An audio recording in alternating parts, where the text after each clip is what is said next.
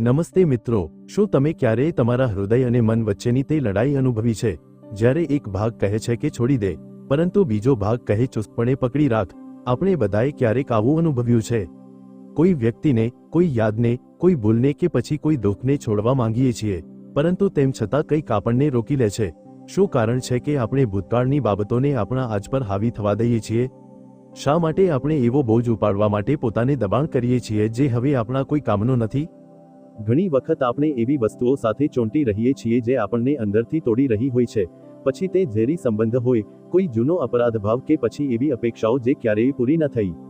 આપણે પોતાને સમજાવીએ છીએ કે સમય બધું ઠીક કરી દેશે, પરંતુ સમય ત્યાં સુધી કંઈ નથી કરી શકતો જ્યાં સુધી આપણે ખુદ છોડવાનું ન શીખીએ. પરંતુ શું છોડવું ખરેખર એટલું સરળ છે? ના, છોડવું એ એક કળા છે. એક એવી કળા જે શીખવે છે કે મનની ગૂંચવણોને કેવી રીતે ઉકેલવી, લાગણીઓને કેવી રીતે સમજવી અને આંતરિક શાંતિને ફરીથી કેવી રીતે પામવી. મિત્રો, આપનું અમારી YouTube ચેનલ પર સ્વાગત છે અને આજના આ વિડીયોમાં આપણે એ જ કળાને સમજવાનો પ્રયાસ કરીશું. The art of letting go, એક એવો સફર જ્યાં તમે તમારી જાતને મળશો, જ્યાં તમને અહેસાસ થશે કે અતિવિચારણા ફક્ત થકવે છે, નકારાત્મક લાગણીઓ ફક્ત બાળે છે અને દુઃખદ યાદો ફક્ત રોકે છે. પરંતુ જ્યારે તમે ખરેખર છોડવાનું શીખી જશો, તો તે જ જીવન જે બોજ લાગતું હતું, ધીમે ધીમે એક આશીર્વાદ બની જશે. તૈયાર થઈ જાઓ એવા સફર પર ચાલવા માટે જ્યાં દરેક પગલે તમે હળવાશ અનુભવશો અને કદાચ પહેલી વાર પોતાની જાતની સૌથી નજીક હશો. Chapter 1, the art of letting go. શું તમે ક્યારેય વિચાર્યું છે કે આપણે કેટલીક વસ્તુઓને શા માટે નથી છોડી શકતા? ભલે તે આપણને દુઃખ જ શા માટે ન આપતી હોય. એક ભૂતકાળનો સંબંધ જે હવે ફક્ત દુઃખ આપે છે, પરંતુ તેમ છતાં આપણે તેના જૂના ફોટા દર અઠવાડિયે જોવે છીએ. એક ભૂલ જે વર્ષો પહેલા થઈ હતી, પરંતુ આજે પણ રાત્રે આંખોમાંથી ઊંઘ ચોરી લે છે. કે પછી કોઈ સપનું જે ક્યારેય પૂરું ન થયું, પરંતુ હજુ પણ હૃદયનો એક ખૂણો તેની પાછળ જીવે છે. આ જે છોડવામાં ખચકાટ થાય છે ને, એ જ છે આપણી અંદરની, આપણા મનની અસલી લડાઈ.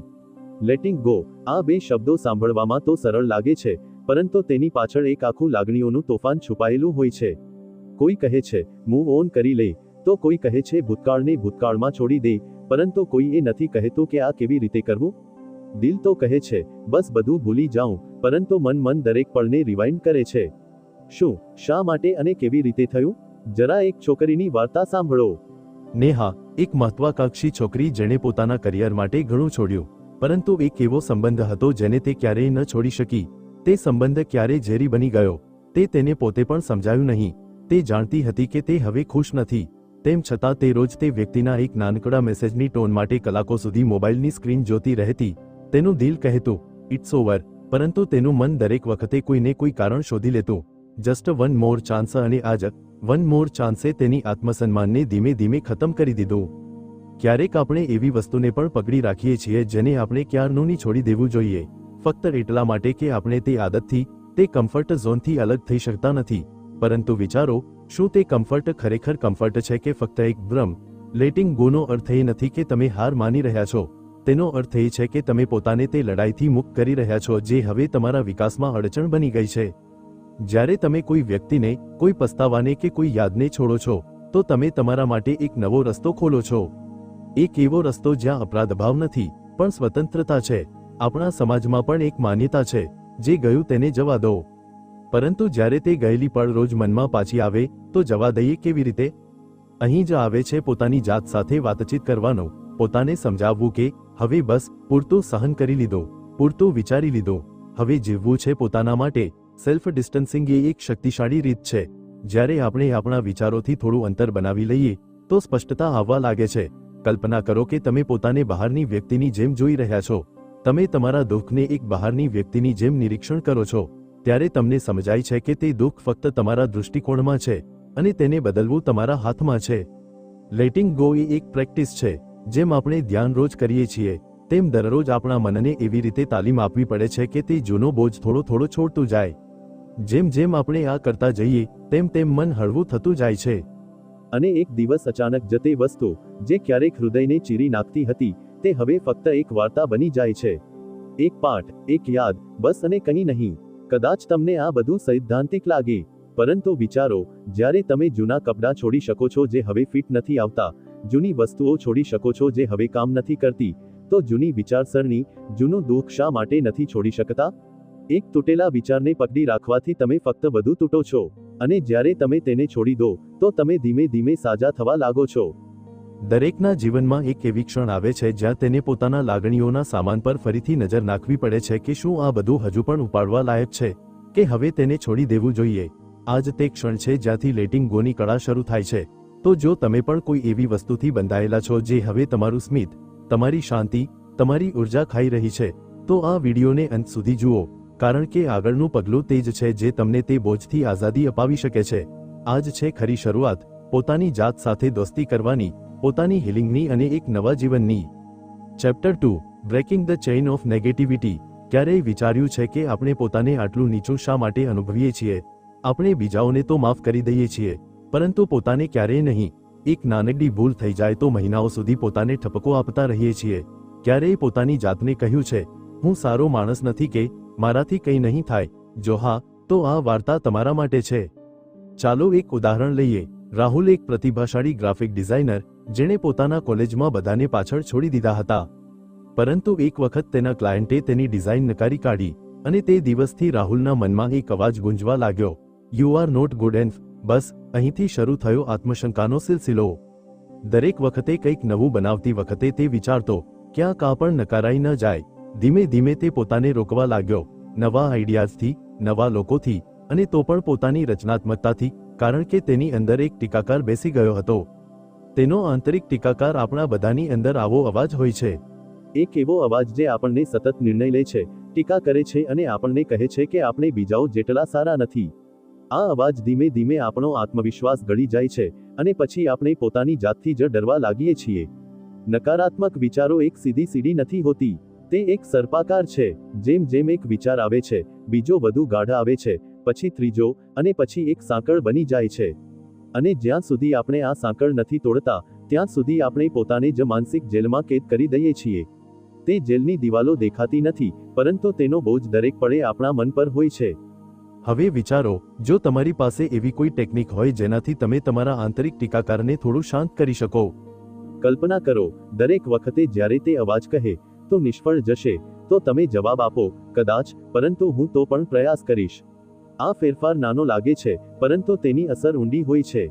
પરફેક્શનિઝમ પણ નકારાત્મકતાનું એક બીજું રૂપ છે. આપણે પોતાની જાતથી અપેક્ષા રાખીએ છીએ કે દરેક વખતે શ્રેષ્ઠ જ પ્રદર્શન કરીએ, શૂન્ય ભૂલો સાથે.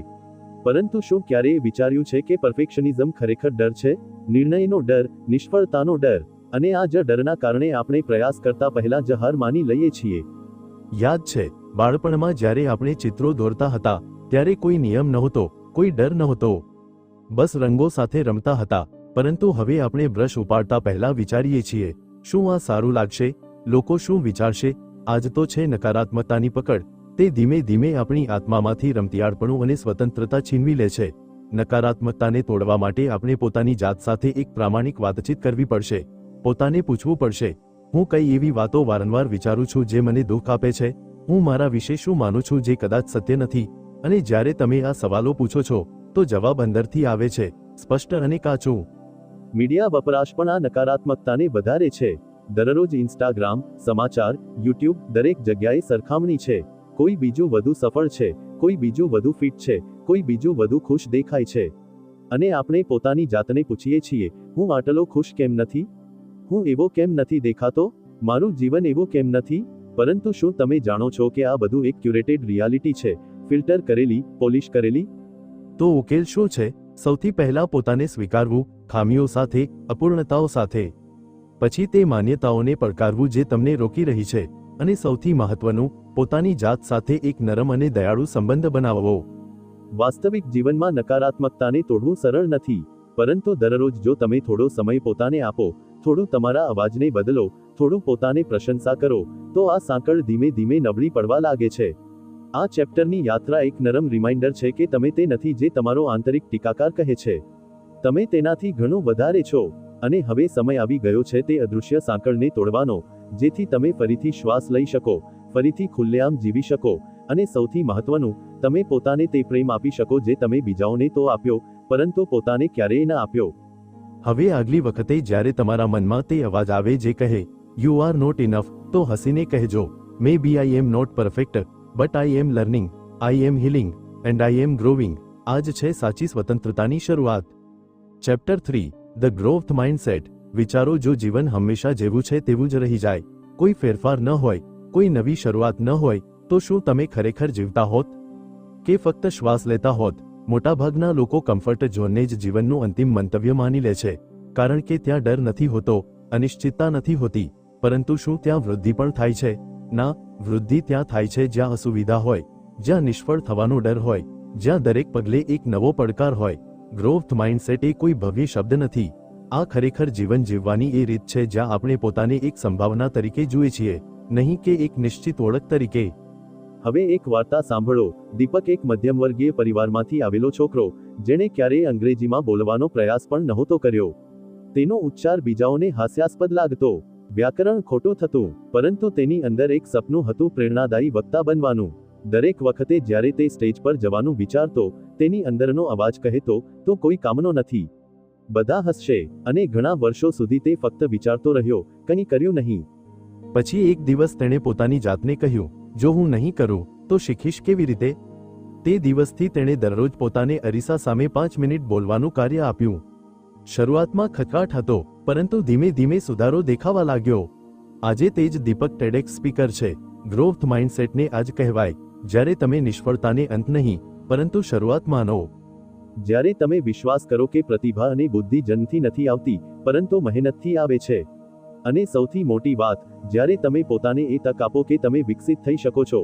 પરંતુ સમસ્યા ત્યારે થાય છે જ્યારે આપણે પોતાને નિશ્ચિત માની લઈએ.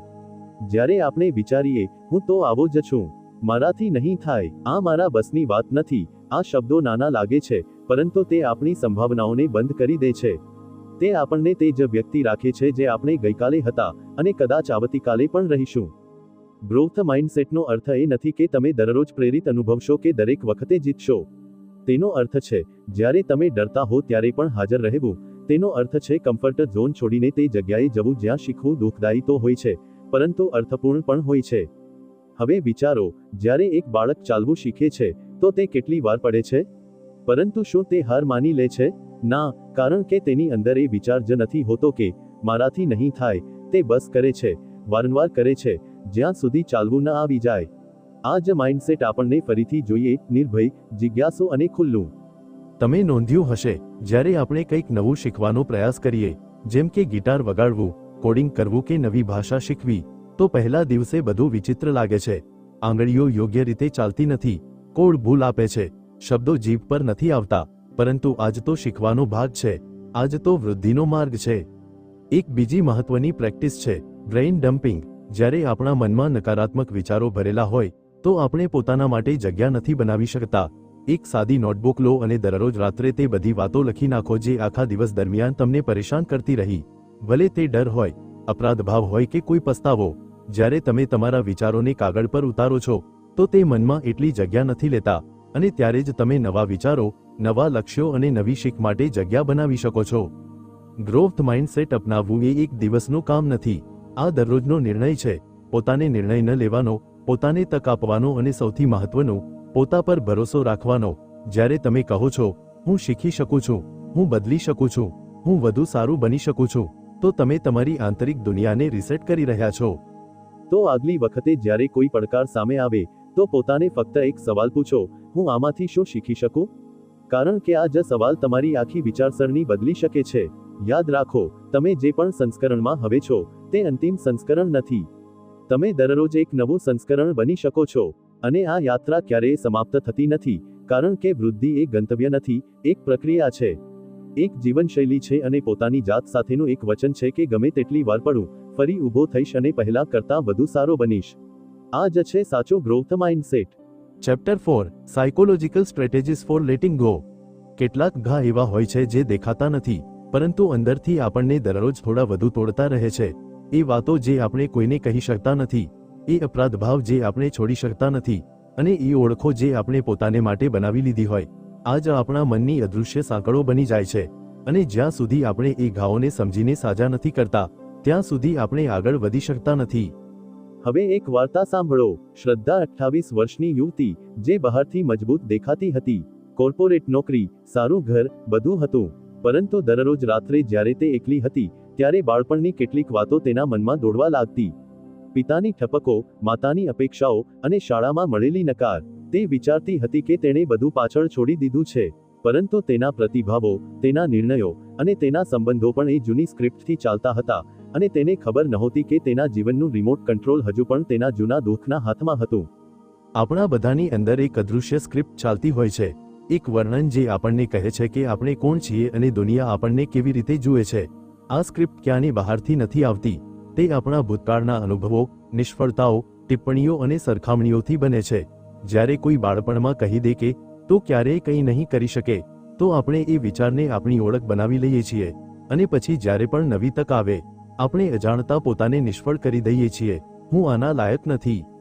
પરંતુ જરા વિચારો, જો તમે એ સ્ક્રિપ્ટને ફરીથી લખી શકો તો, જો તમે પોતાને નવા દૃષ્ટિકોણથી જોઈ શકો તો, અહીં આવે છે પહેલું શક્તિશાળી સાધન, એક્સટર્નલાઇઝેશન. તેનો અર્થ થાય છે તમારા નકારાત્મક વિચારો અને લાગણીઓને તમારી ઓળખથી અલગ કરવો. જેમ કે, હું ગુસ્સાવાળો છું કહેવાને બદલે કહો, મને હમણાં ગુસ્સો આવી રહ્યો છે. ફેર નાનો લાગે છે, પરંતુ આ જ ફેર નક્કી કરે છે કે તમે તમારી લાગણીઓના ગુલામ છો કે માલિક. જ્યારે આપણે આપણી લાગણીઓને આપણી ઓળખ બનાવી લઈએ, તો આપણે પોતાને એક નિશ્ચિત ફ્રેમમાં બાંધી દઈએ છીએ, પરંતુ જ્યારે આપણે તેને એક વસ્તુની જેમ નિરીક્ષણ કરીએ, તો આપણને સમજાય છે કે આ લાગણીઓ કાયમી નથી, તે ફક્ત પસાર થતા વાદળો છે. હવે એક એવા છોકરાની વાર્તા સાંભળો, જે પરીક્ષા પહેલા દરેક વખતે ચિંતા અનુભવતો હતો. તેના મિત્રોએ કહ્યું, તું તો ચિંતાગ્રસ્ત વ્યક્તિ છે, અને તે પોતે પણ આ જ માની બેઠો. પરંતુ જ્યારે તેણે પોતાને એકવાર પૂછ્યું, શું હું ચિંતાગ્રસ્ત વ્યક્તિ છું, કે આ લાગણી ફક્ત હમણાં માટે છે? તો એક દરવાજો ખુલ્યો. તેણે પોતાની ચિંતાને ઓળખવાનું શરૂ કર્યું, તેનું નામ રાખ્યું, તેનું નિરીક્ષણ કર્યું, અને ધીમે ધીમે તે જ ચિંતાને નિયંત્રિત કરવાનું શીખી ગયો, કારણ કે તેણે તેને ઓળખ નહીં, પણ એક લાગણી માની. લાગણીઓની સ્વતંત્રતાનો અર્થ એ નથી કે તમને દુઃખ નહીં થાય કે ગેરસમજ નહીં થાય. તેનો અર્થ છે કે જ્યારે આ લાગણીઓ આવે, તો તમે ગભરાશો નહીં, તમે તેને પકડશો, નિરીક્ષણ કરશો, અને પછી તેને મુક્ત કરી દેશો, બિનજરૂરી નવું લેબલ પોતાને ચોંટાડ્યા વિના. આ જ પ્રક્રિયાને આગળ લઈ જાય છે બીજી રીત, સેલ્ફ કમ્પેશન. જ્યારે તમે પોતાની જાત સાથે તે વાતો કરો જે તમે તમારા કોઈ પ્રિય મિત્ર સાથે કરો, ઇટ્સ ઓકે, તું માણસ છે, ભૂલો થશે, પરંતુ તું ખરાબ માણસ નથી. આપણે બીજાઓને દિલાસો આપવાનું જાણીએ છીએ, પરંતુ પોતાને નહીં, અને આ જ ખામી આપણને અંદરથી ખોખલા કરી દે છે. સેલ્ફ કમ્પેશન કોઈ નબળાઈ નથી, આ તે શક્તિ છે જે તમને પોતાની જાત સાથે જોડાયેલા રહેવા દે છે. ગમે તેવી પરિસ્થિતિ હોય, જ્યારે તમે તમારા દુઃખને સ્વીકારો છો, તો તમે તેને નિયંત્રિત કે દબાવતા નથી, પરંતુ તેને અનુભવીને પોતાને કહી શકો છો, હું અહીં છું, અને હું ઠીક થઈ જઈશ. લેટિંગ ગો માટે સૌથી જરૂરી છે પોતાની આંતરિક વાતચીત બદલવી. જ્યારે તમે પોતાની જાત સાથે કઠોર શબ્દોમાં વાત કરો છો, તો તમે તમારા જ મનમાં એક યુદ્ધનું મેદાન બનાવી દો છો. પરંતુ જ્યારે તમે પોતાની જાત સાથે નરમાશથી વાત કરો, જેમ કોઈ મૂંઝાયેલા બાળક સાથે, તો હિલિંગ શરૂ થાય છે. આ ચેપ્ટરની યાત્રા આપણને એ શીખવે છે કે જે લાગણીઓનો સામાન આપણે ઉપાડીને ફરીએ છીએ, તે આપણા વાસ્તવિક સ્વને ઢાંકી રહ્યો છે, અને જ્યારે આપણે મનોવૈજ્ઞાનિક વ્યૂહરચનાઓનો ઉપયોગ કરીને એ સામાનને મુક્ત કરવાનું શરૂ કરીએ, ત્યારે આપણને પહેલીવાર પોતાની જાતને મળવાની તક મળે છે. તો હવે સવાલ ફક્ત એટલો નથી કે તમે શું છોડવા માંગો છો, સવાલ એ છે કે તમે પોતાને કેટલું મંજૂરી આપો છો કે તમે બદલો, સાજા થાઓ અને ફરીથી જીવવાનું શરૂ કરો. Chapter 5, moving beyond the hurt. ક્યારેક જીવનમાં એવો વળાંક આવે છે જ્યાં લાગે છે કે હવે કંઈ પણ પહેલા જેવું નહીં રહે. દિલ તૂટી જાય છે, ભરોસા વિખરાઈ જાય છે, અને આપણને સમજાતું નથી કે આગળ કેવી રીતે વધવું. પરંતુ સૌથી વિચિત્ર વાત એ છે કે જ્યાં સુધી કોઈ આપણને દુઃખ આપે છે, ત્યાં સુધી આપણે કોઈક રીતે સહન કરી લઈએ છીએ. પરંતુ જ્યારે એ વ્યક્તિ આપણને છોડીને જાય છે, ત્યારે દુઃખની ઊંડાઈ સમજાય છે. અને ત્યાંથી શરૂ થાય છે એક એવી લાગણીઓની લડાઈ, જેમાંથી બહાર નીકળવું સરળ નથી. પરંતુ સવાલ ફક્ત એટલો નથી કે આપણને દુઃખ થયું, સવાલ એ છે કે આપણે એ દુઃખ સાથે શું કરી રહ્યા છીએ. હવે રોહિતની વાર્તા સાંભળો. કોલેજમાં તેને એક છોકરી સાથે સાચો પ્રેમ થયો હતો. બધું જ સંપૂર્ણ લાગતું હતું, લાંબી વાતચીત, આશ્ચર્યજનક ભેટો, ભવિષ્યની યોજનાઓ. પરંતુ એક દિવસ બિનજરૂરી કારણોસર એ છોકરીએ સંપર્ક કરવાનું બંધ કરી દીધો. રોહિત સમજી શક્યો નહીં કે શું થયું. તે રોજ વોટ્સએપ ખોલતો, લાસ્ટ સીન જોતો, ટાઈપિંગની રાહ જોતો, પરંતુ મેસેજ ક્યારેય ન આવ્યો. અઠવાડિયા વીત્યા, મહિનાઓ વીત્યા, પરંતુ સમાપન ન મળ્યું, અને એ અધૂરા જવાબે તેની અંદર અપરાધ ભાવ, શંકા અને પસ્તાવો ભરી દીધો. રોહિત શારીરિક રીતે તો પોતાના જીવનમાં આગળ વધી ગયો હતો. તેણે નોકરી શરૂ કરી, નવા મિત્રો બનાવ્યા, સોશિયલ મીડિયા પર પણ સક્રિય થયો, પરંતુ અંદરથી તે ત્યાં જ અટકી ગયો હતો. એ જ અધૂરા સવાલ પર. કેમ? કારણ કે દુઃખને છોડવું સરળ નથી, ખાસ કરીને જ્યારે આપણને સમાપન ન મળે, જ્યારે આપણને સમજાતું નથી કે ભૂલ આપણી હતી કે સામેવાળાની. આપણે વારંવાર એ જ યાદને રિવાઇન્ડ કરીએ છીએ. એ એક ઝઘડો, એ છેલ્લો મેસેજ, એ અભિવ્યક્તિ, આશામાં કે ક્યાંક કોઈ સંકેત મળે, પરંતુ દરેક વખતે દિલ વધુ ભારે થાય છે. લેટિંગ ગો ઓફ હર્ટનો અર્થ એ નથી કે તમને નબળો ગણવામાં આવશે. તેનો અર્થ એ છે કે તમે તમારી શાંતિને પ્રાથમિકતા આપવાનું શીખી ગયા છો. કારણ કે જ્યાં સુધી તમે એ દુઃખને પકડી રાખશો, ત્યાં સુધી તે તમને અંદરથી ખાઈ જશે. એક બીજી વાર્તા યાદ આવે છે, સુષ્માની, જે પોતાના અપમાનજનક સંબંધમાંથી બહાર તો આવી ગઈ હતી, પરંતુ તેનો અવાજ હજુ પણ તેના કાનમાં ગુંજતો હતો, તો કોઈ કામની નથી. તે દરેક વખતે અરીસામાં પોતાને જોતી અને પોતાને કહેતી, કદાચ તે સાચો હતો. તે પોતાને માફ નહોતી કરી શકતી કે તેણે આટલું બધું સહન કર્યું, અને તેનાથી પણ વધુ, તે વ્યક્તિને માફ નહોતી કરી શકતી જેણે તેને તોડી નાખી. ક્ષમા અહીં એક જાદુઈ ચાવીની જેમ કામ કરે છે. પરંતુ યાદ રાખો, ક્ષમાનો અર્થ એ નથી કે સામેવાળાને સાચો ઠેરવવો. તેનો અર્થ છે એ દુઃખને તમારી સિસ્ટમમાંથી મુક્ત કરવો, જેથી તમે ફરીથી શ્વાસ લઈ શકો, જેથી તમારું આજનું જીવન એક વ્યક્તિની છાયામાં ન જીવે. પસ્તાવો એ એક શાંત ઝેર છે. તે ધીમે ધીમે તમારી ઉર્જા, તમારી ખુશી અને તમારો ભરોસો ખાઈ જાય છે. જ્યાં સુધી તમે એ વ્યક્તિ સાથે નફરત કરતા રહેશો, ત્યાં સુધી તમે ખરેખર તેના જ નિયંત્રણમાં રહેશો. અને સૌથી દુઃખદ વાત એ છે કે એ વ્યક્તિ કદાચ પોતાના જીવનમાં ઘણું આગળ વધી ગઈ હશે, પરંતુ તમે એ જૂના પાના પર અટકી ગયા છો. હવે સવાલ એ ઊભો થાય છે કે આમાંથી બહાર કેવી રીતે નીકળવું? પર્સપેક્ટિવ ટેકિંગ એ એક શક્તિશાળી હીલિંગ સાધન બની શકે છે. જ્યારે આપણે પોતાને એ વ્યક્તિની સ્થિતિમાં મૂકીને વિચારીએ, તો ઘણી વખત આપણને સ્પષ્ટતા મળે છે. જરૂરી નથી કે સામેવાળો સાચો હતો, પરંતુ જ્યારે આપણે એ સમજવાનો પ્રયાસ કરીએ કે તેણે એવું કેમ કર્યું, તો પસ્તાવો થોડો હળવો થાય છે, અને આ જ હળવાશ આપણને આગળ વધવા માટે જગ્યા આપે છે. લાગણીઓથી આગળ વધવા માટે એક બીજી જરૂરી વસ્તુ છે, સીમાઓ નક્કી કરવી. ઘણી વખત આપણે એ જ લોકોથી દુઃખી થઈએ છીએ જેના માટે આપણે આપણી સીમાઓ તોડી નાખીએ છીએ, અને જ્યારે આપણને પાછું કંઈ ન મળે, તો એ ખાલીપણું આપણને ખાઈ જાય છે. સીમાઓ ફક્ત બીજાઓને જ નહીં, પોતાને પણ સંકેત આપે છે કે હવે હું મારી માનસિક શાંતિને ગંભીરતાથી લઉં છું. થેરાપી લેવી, જર્નલિંગ કરવું, કે વિશ્વાસપાત્ર મિત્ર સાથે વાત કરવી, આ બધા નાના નાના પગલાં છે જે મળીને એક મોટી હીલિંગ બનાવી શકે છે. સૌથી મહત્વની વાત, પોતાને દોષ આપવાનું બંધ કરો. તમે તે સમયે એ જ નિર્ણય લીધો જે તમને યોગ્ય લાગ્યો.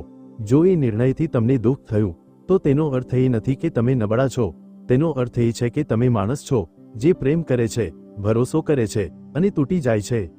પરંતુ હવે સમય છે ફરીથી જોડાવાનો, પોતાની જાત સાથે, અને આગળ વધવાનો. તો મિત્રો, હવે જ્યારે તમે આ યાત્રાના અંત સુધી પહોંચ્યા છો, તો પોતાને એક સવાલ જરૂર પૂછો. શું તમે ખરેખર આગળ વધવા માંગો છો, કે ફક્ત એ દુઃખ સાથે જોડાયેલા રહેવું હવે તમારી આદત બની ગઈ છે? લેટિંગ ગો એ કોઈ શોર્ટકટ નથી, ન તો કોઈ જાદુઈ ક્ષણ.